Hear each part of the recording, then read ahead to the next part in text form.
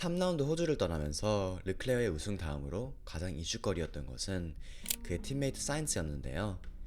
호주에서 두 페라리 드라이버들에게 극과 극의 상황을 펼쳐졌죠. 르클레어에게는 꿈만 같은 첫 그랜드슬램을 안겨줬지만 사인츠는 악몽 같은 주말을 보내고 있었습니다.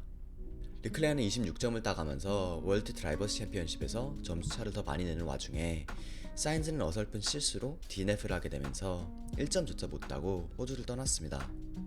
현재 시점으로 르클레어와 48점 차이가 나는 와중에 과연 사인즈가 르클레어를 이길 뿐만 아니라 월드 드라이버스 챔피언십을 도전할 만한 실력이 되는지에 대해서 의문이 생기기 시작했습니다.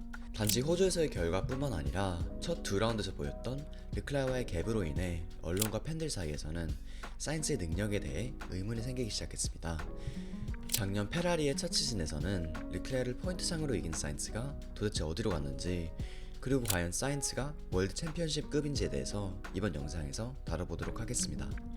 본격적으로 질문을 답하기 전에 사인즈의 커리어를 한번 훑어보면서 그의 드라이빙 스타일 또는 성향뿐만 아니라 드라이버로서의 재능에 대해서도 더 자세히 알아볼 수 있는 만큼 이를 먼저 다루고 가겠습니다. Carlos Sainz Vázquez de Castro se enamoró con Leopoldo Vitro Moreno de Aranda Dompel Uraligoria Pérez de Polga 또는 칼로스 사인츠 주니어는 스페인 레이싱 가문의 이대입니다. 아버지인 칼로스 사인츠 시니어는 포뮬러 스포츠가 아닌 랠리 스포츠의 레전드이며 스페인의 첫 번째이자 아직까지도 유일한 월드 랠리 챔피언십 챔피언입니다. 레이싱 스포츠의 정상을 두 번이나 찍은 아버지의 DNA뿐만 아니라 이름까지 물려받은 사인츠 주니어는 어렸을 때부터 레이싱에 대한 관심이 많았다고 합니다. 3살의 어린 나이로 처음으로 아버지의 카팅장에서 카팅을 시작했다고 합니다. 카팅에 대한 관심이 더욱더 불붙인 것은 바로 어린 칼로스 사인츠의 롤모델이었던 페르난도 알론소였는데요. 그가 카팅을 본격적으로 시작하기로 한 계기가 페르난도 알론소가 월드 챔피언십을 우승한 것을 보고라고 합니다. 그렇게 9살의 어린 나이에 칼로스 사인츠는 포뮬러1의 꿈을 꾸기 시작했죠. 하지만 자신의 아버지의 커리어와는 달리 사인츠의 카팅 시절은 그렇게 엄청나게 뛰어나 보이진 않습니다. 11살에 출전한 첫 스페인 카팅 챔피언십에서는 11위를 했으나 곧바로 다음 해인 2008년에는 아시아 카팅 챔피언십 우승 및 스페인 카팅 챔피언십 준결승을 이루면서 어린 나이에도 재능을 보여줬습니다. 사인즈는 인터뷰에서 레이싱계에서 유명했던 아버지의 존재로 인해 어렸을 때 자신의 결과에 대해 압박감을 많이 받았다고 합니다. 물론 아버지의 노하우로 인해 많은 도움을 받기도 했지만 그만큼의 압박도 똑같이 받았다고 합니다. 2009년 사인즈가 13살이 되는 해 자신의 마지막 카팅 시즌을 보냈습니다. 그 시즌에서는 스페인 카팅 챔피언십에서 또다시 2위를 했고 모나코 카팅컵을 우승하면서 첫 유러피언 챔피언십을 우승했습니다. 그 후 FIA 유럽 카팅 챔피언십 준우승과 WSK 국제 시리즈 3위 등을 하면서 뛰어나진 않지만 좋은 카팅 실력을 보여줬습니다. 사실상 스페인 카팅 대회 우승도 못했고 유럽 무대에서 풀 캠페인에서 우승을 거두지 못한 만큼 냉정하게 보자면 포뮬러1급의 카팅 실력을 거두진 못했습니다. 베르스태펜 또는 노리스 같은 선수들은 국내뿐만 아니라 유럽 무대를 싹쓸이했던 만큼 그들에 비해서 사인즈의 기록은 많이 부족해 보입니다. 그러나 포뮬러1은 카트에서 하는 것이 아닌 싱글시터 레이싱인 만큼 싱글시터에서 성적이 선수의 기량을 더욱더 정확하게 보여주죠. 2009년 좋은 성적을 보여준 사인즈는 2010년 레드불 주니어 팀 테스팅 초대를 받았고 테스팅 때 좋은 퍼포먼스를 보여주면서 다니엘 키벳과 함께 레드불 주니어 팀에 들어가게 됐습니다. 첫 싱글시터 대회였던 BMW 유럽에서는 16명 중 4위를 기록하면서 엄청난 퍼포먼스를 보여주진 못했습니다. 그러나 곧바로 다음 시즌에서는 더 좋은 퍼포먼스를 보여주면서 결국 F4와 비슷하다 보시면 되는 포뮬라 레노 2.0을 우승하면서 2012년부터 F3로 승급하게 됐습니다. 2012년 시즌 때는 영국, 유로, 그리고 유로피언 총 3개의 F3 대회를 출전하면서 6위, 9위, 5위를 했지만 루키 시즌 치고는 나름 괜찮은 성적을 거두었습니다. 그러나 2013년에는 GP3에 집중했는데에도 불구하고 10위를 기록하면서 문제가 생겼죠. 그 시즌 때 같은 레드불 주니어였던 다니엘 키비엣은 챔피언십을 우승하면서 곧바로 포뮬러1으로 승급했으나 사인즈는 처참한 시즌을 보냈죠. 어떻게 보면 사인즈의 커리어를 살린 것은 바로 2014년 F1 영 드라이버스 테스트였는데요. 사인즈는 그 당시 9연승을 하고 월드 챔피언십을 우승한 배틀의 레드불로 배틀보다 약 0.05초 차이밖에 안 나는 랩타임을 선보이며 레드불뿐만 아니라 배틀에게서도 직접 칭찬을 받았다고 합니다. 결국 레드불 주니어 팀을 담당하는 헬뭇 마코는 사인즈에게 마지막으로 F2와 비슷한 포뮬라 르노 3.5 시리즈 출전을 허가했고, 만약에 챔피언십 우승을 할 경우 F1으로 승급시켜준다고 했지만 못할 경우에는 레드불 주니어 팀으로부터 자른다고 언급을 했습니다. 이에 대한 압박감 때문인지 아니면 자신의 꿈에 대한 위기감 때문인지 사인즈는 시즌 초반부터 끝까지 선두에서 달리면서 결국 시리즈 우승을 했고, F1 2015년 시즌 새로운 유망주를 선보이는 베르스태펜과 함께 토로 로소 팀으로 입성을 했습니다. 보시다시피 사인즈의 싱글시터 커리어는 엄청나 보이진 않았습니다. F4와 등급인 르노 2.0 시리즈를 우승하는데 2년이 걸렸고, F2와 동급인 르노 3.5 시리즈를 우승하는데도 3년이 넘게 걸렸습니다. 물론 시리즈 우승 자체로만 엄청난 것이긴 하지만 포뮬러1 드라이버들, 특히나 유망주들은 거의 1년 내 또는 2년 내에 시리즈 우승을 하는 만큼 사인즈의 싱글시터 커리어는 평범해 보이기만 합니다.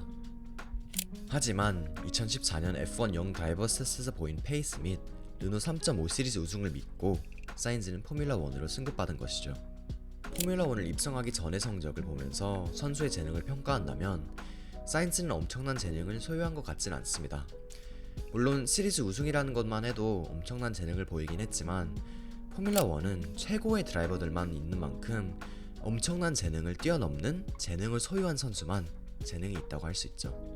그만큼 2015년 포뮬러1을 입성한 사인즈는 엄청난 재능을 소유했다기보다는 단지 평범한 F1 루키로 보입니다. 그와 함께 입성한 베르스태펜이야말로 유망주이자 시대적인 재능을 소유한 루키였죠. 사인즈는 자신의 꿈이었던 포뮬러1을 입성한 후 첫 레이스에서 9위를 하면서 포인트를 취득하는 반면에 베르스태펜을 리타이어하게 되면서 시즌 초반에는 사인즈가 앞서가는 줄 알았지만 시즌 중반부터 계속해서 르노 엔진의 신뢰도 문제로 인해서 19경기 중에서 7번이나 리타이어를 했고, 결국은 베르스태펜보다 31점 차이가 나는 상태로 루키 시즌이 끝났습니다. 베르스태펜 같은 경우에는 미드필드 차량을 갖고 4위를 2번이나 하면서 같은 시즌 레드불에서 퍼포먼스가 좋지 않았던 키비엣을 교체하면서 레드불로 승급까지 하게 됐죠. 사인스는 나중에 인터뷰에서 자신도 충분히 레드불 자리를 받을만 했다고 고백을 했지만, 제가 냉정하게 보자면 물론 리타이어를 베르스태펜보다 많이 하긴 했지만 자신의 최고 기록이 7위밖에 안 됐다는 것을 보면 사실상 베르스태펜이 훨씬 더 기록상 뿐만 아니라 트랙 위에서도 빨라 보였다고 할 수 있죠. 2016년부터 2017년까지는 또다시 토로 로소에서 GP3를 같이 출전했던 레드불 주니어 다니엘 키비엣과 함께했고, GP3 시절과는 달리 사인즈는 2년 연속 키비엣을 포인트 상으로 이겼습니다. 2016년 다니엘 키비엣은 포디움까지 하긴 했지만 퍼포먼스가 너무 불규칙했던 반면 사인즈는 6위가 최고 순위였음에도 불구하고 꾸준히 포인트를 쌓아가면서 결국 키비엣보다 21점이나 높은 순위로 시즌을 마무리했습니다. 2017년 시즌에서는 사인즈는 꾸준히 포인트를 따내면서 다른 팀들에게도 관심을 끌기 시작했습니다. 사인즈는 시즌 후반 르노로 팀을 바꾸기 전까지 총 6번의 리타이어를 제외하고 완주한 레이스 중 단 한 번만 포인트를 따지 못하면서 꾸준하게 좋은 퍼포먼스를 보여줬습니다. 그의 팀메이트였던 키비엣은 포인트를 단 2번밖에 못 따면서 결국 시즌 중반에 GP2 챔피언이었던 게슬리와 교체됐습니다. 사인스는 시즌 도중 르노로부터 러브콜을 받게 되었고, 결국 레드불을 떠나 르노로 넘어가기로 결심했습니다. 사인즈는 자신이 토로 로소에서 2년만 더 남았다면 리카르도의 레드불 자리를 받았을 것을 어느 정도 인식을 하고 있었지만 새로운 도전을 하고 싶었으며 르노로 넘어갔습니다. 그는 또한 자신이 레드불 패밀리를 떠났으므로 다시는 레드불 자리를 못 받을 것을 충분히 인식을 했다면서 결정을 내리는데 큰 리스크를 감수해야 한다고 말했습니다. 현재로서는 페라리 내에서 자신을 설립한 것을 보면 5년 전 도박이 결국에는 성공한 것으로 보면 되죠. 사인즈는 결국 르노에서 1년을 지내면서 헐켄베르그와 16점 차이가 나긴 했지만 꾸준하게 또다시 포인트를 쌓아갔죠. 총 2번의 리타이어를 제외하고 19경기 중 13경기에서 포인트를 취득하면서 새로운 팀에서의 첫 시즌이라는 것을 감안한다면 좋은 기록을 했습니다. 심지어 자신의 어린 시절 롤모델이었던 알론소보다 높은 순위로 시즌을 마치면서 르노에서는 괜찮은 첫 시즌을 보냈습니다. 하지만 아직까지도 꿈이 많이 큰 알론소가 맥라렌의 GP2 엔진을 보고 다시금 포뮬러1을 떠나자 사인즈는 자신의 롤모델의 빈자리를 채우게 됐습니다. 그렇게 사인즈는 3년 만에 팀을 총 3번이나 바꾸면서 맥라렌과 2019년 시즌을 시작하게 됐습니다. 2019년 시즌 초반은 그렇게 좋진 않았지만 전에 르노와 토로로소에서 꾸준히 12와 8위를 해갔다면 맥라렌에서는 꾸준히 5위와 6위를 하면서 미드필드 탑으로 달리면서 자신의 브레이크스루 시즌을 보내게 됐습니다. 특히나 브라질에서는 20위로 시작해 3위로 끝내는 등 점점 더 팬들뿐만 아니라 탑팀들에게서도 각인이 되기 시작했습니다. 저도 개인적으로 사인즈의 브라질 때 퍼포먼스를 보고 사인즈의 팬이 된 만큼 브라질 때 미드필드 차량을 갖고 포디움에 오른 것이 정말로 대단한 레이스 페이스를 보여줬다고 생각합니다. 여기서 사인즈의 특징 중 하나를 짚고 가자면 사인즈는 예선 때는 페이스가 좀 부족하지만 레이스 페이스로 이를 감안하는 스타일입니다. 2019년 시즌 때 좋은 퍼포먼스를 보여준 사인즈는 그렇게 2020 시즌 시작 전에 페라리와 논의 끝에 베텔을 교체하기로 결정이 났고 남은 2020 시즌도 마찬가지로 맥라렌에서 꾸준하게 5위와 6위를 하면서 결국에는 시즌을 6위로 끝냈습니다. 2020 시즌 때 특히나 몬사에서 우승할 뻔했지만 게스리를 결국 이기지 못하고 P2를 한 사연이 있었죠. 여기서 또한 사인즈의 좋은 레이스 페이스가 또다시 보여졌습니다. 2021년 시즌 페라리로 넘어간 사인즈는 커리어 최고 순위 5위를 하면서 탑팀들이었던 레드불과 벤츠 다음으로 가장 많은 포인트를 취득했습니다. 현재 팀메이트인 르클레어보다는 예선 및 레이스 순위에서는 둘 다 14대 8로 뒤쳐져 있지만 포인트 상으로는 르클레어보다는 5.5점 차이로 앞서가면서 페라리에서 첫 시즌인 것에도 불구하고 르클레어보다 높은 순위로 시즌을 마무리했습니다. 사인즈가 빨리 적응한 것은 페라리로 올 때부터 6년간 팀을 3번이나 바꾼 경험이 있어 새로운 차량에 적응하는데 큰 힘듦이 없었다고 말했습니다. 저희가 사인즈의 2021년 시즌을 봤을 때 포인트상으로는 더 높지만 사실상 레이스 페이스나 퀄리파잉 페이스에서는 르클레어보다 뒤쳐져 있다는 것이 뻔히 보입니다.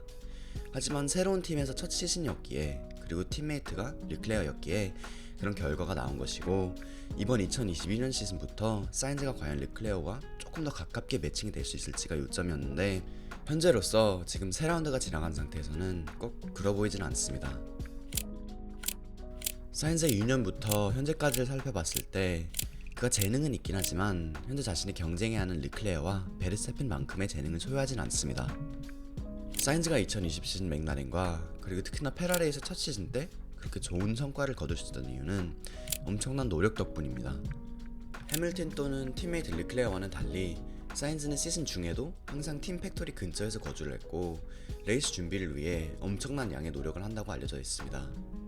즉 어떻게 보면 사인즈는 노력파인데 이제 재능파인 르클레어와 베르스타펜을 상대할 수 있을지가 이번 시즌의 월드 드라이버스 챔피언십을 결정하는 요건으로 보입니다. 그러나 월드 챔피언은 단지 가장 빠른 것이 중요한 것보다는 꾸준히 레이스마다 최고의 퍼포먼스가 나와야지 가능한 것입니다. 이런 면에서는 사인즈가 이미 미드필드에서 증명을 했죠. 하지만 과연 이제 레이스 우승뿐만 아니라 월드 챔피언십이 달려있는 상황 속에서도 이제 자신의 꾸준함을 다시 보여줄 수 있는지가 이제 이번 시즌의 요점인 거죠. 여기서 또다시 짚고 가야 하는 것은 바로 새로운 규정인데요. 2021년 시즌 때 사인즈가 르클레어와 비슷한 페이스를 보여주다가 갑자기 이렇게 2022년 시즌에 와서 격차가 커진 것은 결국 현재 차량은 2021년 차량과 완전히 다른 차량이라서입니다. 규정 변화로 인해 차량이 완전히 바뀌게 되면서 사인즈 말대로는 르클레어가 새로운 차량에 적응하는데 더 빨랐고 자신은 현재 르클레어를 따라잡는 데 노력을 하는 중이라고 했습니다. 그리고 정말로 사인즈는 바레인부터 호주까지 많은 발전을 보여줬습니다. 호주에서 프리 프랙티스 때 르클레어보다 빨라 보였고 Q3 전까지만 해도 르클레어보다 빠른 랩타임을 냈습니다. 이렇게 점점 더 르클레어와 가까워지는 찰나에 불행스럽게 예선뿐만 아니라 레이스까지 엉망진창으로 끝나게 된 것입니다. 결국 사인즈가 챔피언십 우승을 하고 싶다면 다음 라운드인 이몰라에서 꼭 우승을 해야 합니다. 다른 팀 소속인 베르스타펜이 선두를 앞서갔으면 모를까 자신의 팀메이트가 저렇게 48점 차이로 선두를 달리고 있으면 팀 내에서 점점 더 챔피언십 우승이 가능한 둘 중 한 명을 선호하게 됩니다.